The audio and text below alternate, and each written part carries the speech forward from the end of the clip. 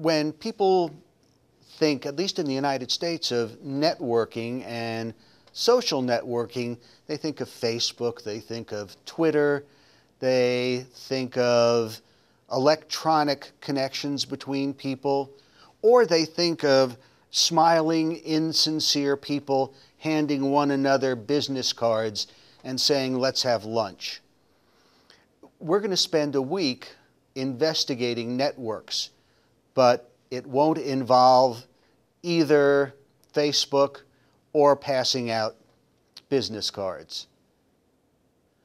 Back in 1960, there was a psychologist at Yale University in the United States who was curious to find out whether or not people are closely connected or they're like islands, separated from one another. Now, obviously, that has implications for people who are interested in commerce. How do you identify clients, whether it's for services or for products, if they're separated? How do you connect with them if they're connected to one another? So this psychologist had his students try and send a letter to a person they didn't know.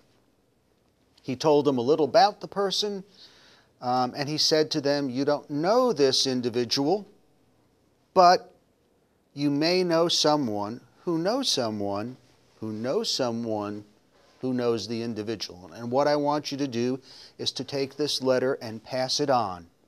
And hopefully the next person will pass it on, and eventually it will get to the unknown person.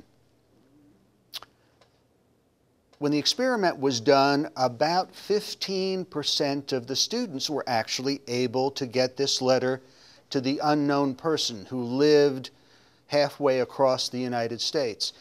And on average, they were able to make the connection in 5.7 steps. 6 steps. This is where the expression 6 degrees of separation comes in. All of us are separated from one another by no more than 6 steps. That means that the world is much more tightly connected than we normally think of. If the world is more tightly connected than we imagine, it's also full of more opportunities. It has more potential than we imagine. And we're going to spend a week examining those capabilities, those potentials that will allow us, once we understand networks better, to create opportunities for ourselves, whether that's in business or interpersonally. We'll begin the week with an examination of your interpersonal networks. We're actually going to have you do the 6 degrees of separation activity.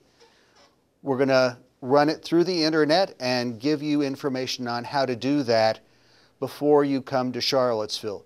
We're then going to look at how each of you have structures, have networks, and what the characteristics of them are. It's very hard to expand or contract networks until you know how and why they exist. We're then going to take a look at how networks manifest themselves in organizations.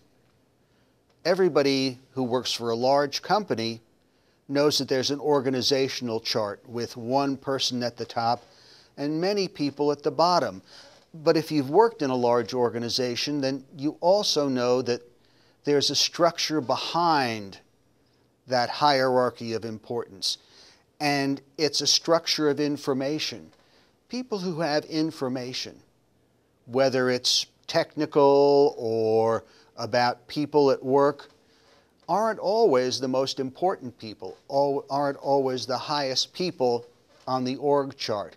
In fact, there are complex weaves of connections among people within organizations, and the better we understand and can analyze those networks, the more likely we are to take advantage of them, to put people with special knowledge in places where they're accessible to more people, to bring together people who are not connected but who should be connected. We're then going to take a look at how networks work between organizations. And in order to do that, we're going to take a look at a series of negotiations. The idea behind most negotiations is both sides win. And we're going to examine how networks allow negotiations to add value. We're going to spend some time looking at how networks benefit entrepreneurs. So we won't just be looking at large organizations, we'll be looking at small organizations as well. We'll do some cases about entrepreneurs. We have at Darden a business incubator where Darden students are selected to develop their businesses.